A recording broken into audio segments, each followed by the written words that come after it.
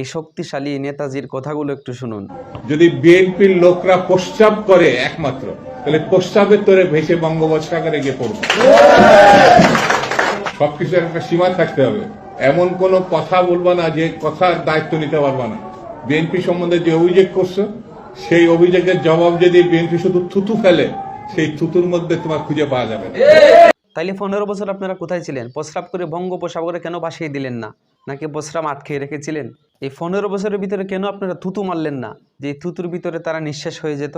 আজকে চাপা মারতেছেন, আজকে সুবিধা ভোগ করতেছেন। বর্তমান নতুন স্বাধীনতার পিছে সব থেকে বড় অবদান হচ্ছে ছাত্রদের, আপনাদের নয়।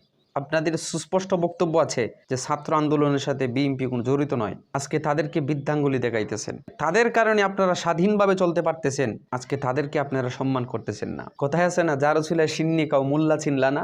যেই জামাইয়ের কারণে কুকুর হাড্ডি খায়, এই জামাইকে দেখলে কুকুর ভুক বলে বেটকি দেয়, কিন্তু কুকুর জানে না কার উচিল্লায় আজকে সে হাড্ডি খাইতেছে।